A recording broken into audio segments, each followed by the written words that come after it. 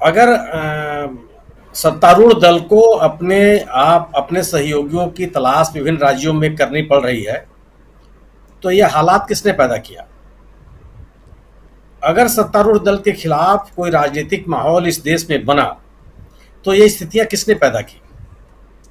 लोगों के मन में सरकार के डिलीवरीज को लेकर के तमाम तरह के संदेह, तमाम तरह की नाराजगियां, अगर एक वातावरण बनने की प्रक्रिया शुरू हुई, तो इसकी कोशिश किसने की? अगर सत्तारूढ़ दल के खिलाफ पूरे देश के पैमाने पर एकजुट होकर के एक राजनीतिक लड़ाई लड़ने की आवश्यकता अगर है, तो इस प्रयास को किसने शुरू किया? राष्ट्रीय पैमाने पर ऐसा कौन सा व्यक्ति है जिसने लगातार इस सरकार की असफलताओं को, इस सरकार के कथित भ्रष्टाचार को, देश और दुनिया के पैमाने पे उठ रहे भ्रष्टाचार के मामलों को आवाज देने की कोशिश किसने की? अगर कोई राज्य आज किसी हिंसा से प्रभावित है, अगर कोई राज्य, कहीं के लोग बाढ़ से प्रभावित हैं, तो उनके साथ अपनी संवेदनाओं को जोड़ने की कोशिश किसने की? अगर आपके पास इस प्रश्नों का उत्तर है, तो अपने आप इस प्रश्न का भी उत्तर है कि राहुल गांधी एक आज की तारीख में इस देश की राजनीतिक जरूरत है। अगर इन तमाम मुद्दों पर अगर किसी ने कोई कार्रवाई की, तो राहुल गांधी ने की।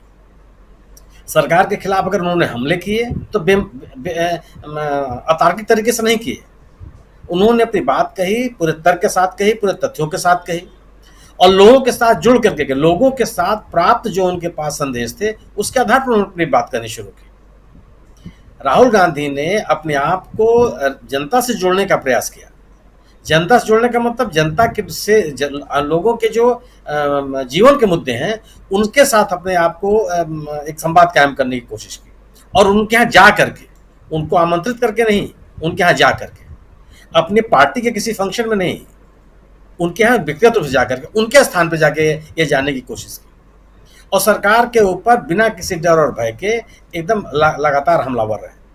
एक तरफ जब पूरे देश में यह माहौल बन रहा था कि जो विपक्षी नेता हैं वह भ्रष्टाचार और अपने तमाम गड़बड़ियों के कारण केंद्रीय एजेंसियों से इतने डरे हुए हैं कि उनके पास साहस नहीं है कि सरकार के खिलाफ मुंह बोल सके, वैसे में अगर कोई एक नेता सरेआम खुले आसमान के नीचे आंख में आंख मिला करके अगर सरकार पर हमलावर हुआ, तो क्या जनता उसको स्वीकार नहीं करेगी?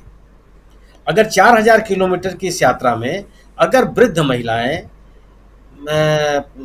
विकलांग लोग, मजदूर, किसान, कोरोना के पीड़ित लोग, खेतिहर मजदूर, ये विभिन्न सार्वजनिक प्रतिष्ठानों में काम करने वाले लोग अगर किसी नेता से मिलने का प्रयास कर रहे थे, तो क्यों कर रहे थे? निश्चित रूप से कोई न कोई उनको उम्मीद रही हो कि इस व्यक्ति के पास वो सपना है कि जिससे वे अगर प्रभावित हैं, तो उन सपनों को वह एक साकार रूप दे सकता है। तो आप इस तथ्य से कैसे इनकार कर सकते हैं? क्या कोई ऐसा व्यक्ति है जो 2014 से लेकर के आज 2023 तक लगातार सरकार की जो विफलताएं थी उनके ऊपर हमलावर रहा? ये किसी का अपना मत दीजिए, किसी भी राज्य में कभी कोई आलोचना करता था, 2 दिन के बाद में किसी बात के लिए तारीफ करने लगता था। सरकार काम करने के लिए होती है, इसमें कोई बहस नहीं है। और अगर सरकार काम नहीं कर रही है, तो विपक्ष से आप क्या उम्मीद करते हैं? अगर विपक्ष अपनी भूमिका में नहीं खड़ा है, तो लोगों के मन में नाराजगी होनी स्वाभाविक है। अगर खड़ा है, तो लोग उसके साथ खड़े होंगे। राहुल गांधी ने यही काम किया। एक विपक्ष के नेता के रूप में, इस देश के सबसे प्राचीन पार्टी के नेता के रूप में उनकी जिम्मेदारी थी, और सरकार उनके गतिविधियों से बौखलाई हुई है, इसका तथ्य सामने है।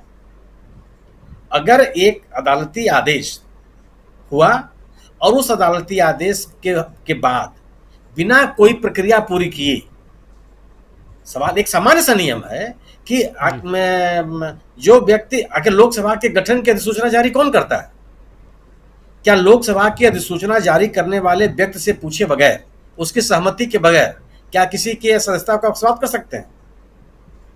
जो अपॉइंटिंग, सामान्य सा नियम है कि जो अपॉइंटिंग अथॉरिटी है, उससे बिना सहमति लिए आप उस व्यक्ति के खिलाफ कोई कार्रवाई नहीं कर सकते।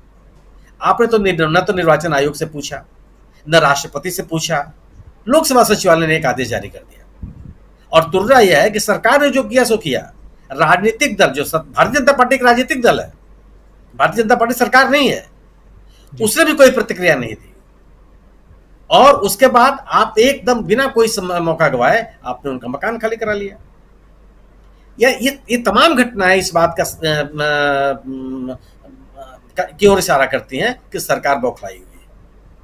आखिर जो ये मोदी साहब जो गुजरात